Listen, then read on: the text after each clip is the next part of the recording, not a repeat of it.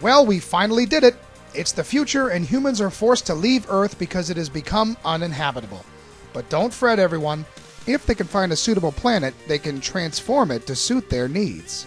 Selfish? Nah. But until that day comes, they're just going to kick some alien butt and take some names. Now, the only way you would know this weird storyline is by reading the manual. The game itself offers no ongoing story, either through text or animations. The only cutscenes appear quickly before and after the game, revealing the ship blasting off and returning home. Yay!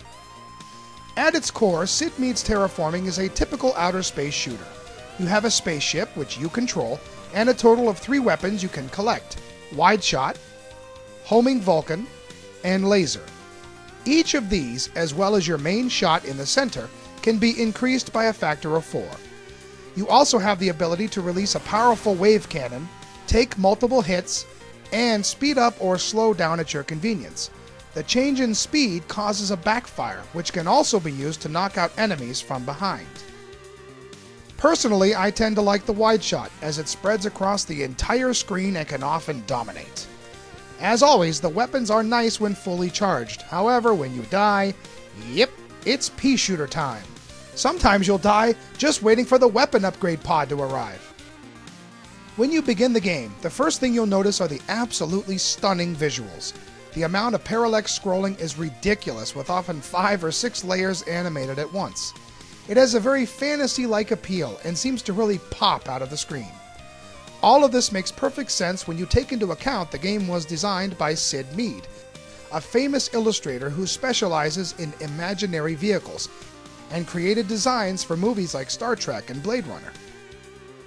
His first game creation is visually a treat for the eyes. Crazy volcanic eruptions, epileptic seizure-inducing underwater stages. Crazy. At times, the backgrounds are almost too colorful, as enemy fire tends to bleed into the lush environments. Orange bullets over orange volcanoes? Yeah, thanks for that. But overall, the game looks amazing and is extremely unique for a shooter. To complement the game's visuals is a great CD quality soundtrack that switches between hardcore space shooter to full orchestrated sound as if you're sitting in a concert hall. On the flip side, the sound effects are below average, with very uninspired ship explosions. They definitely needed more punch. The variety of enemies is rather diverse in each stage and will often swoop down in swarms. There was some slight slowdown at the beginning, but that seemed to dissipate later in the game. The end bosses for each stage are all pretty large, and some have multiple levels. The problem is that they're all rather a pushover, and their patterns are pretty easy to distinguish. I beat the entire game in about an hour and 15 minutes.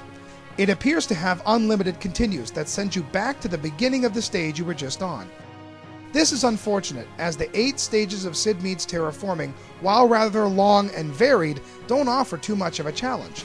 It isn't until the final stage, which incorporates a huge battle station, that the challenge increases, causing a bit of unbalance. I used about 6 continues overall to beat the game, 4 of which were in the final stage. Limited continues would have made the game much more challenging and upped its replay value.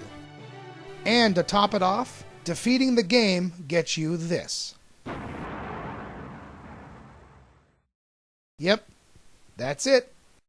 Now I know what the angry video game nerd goes through.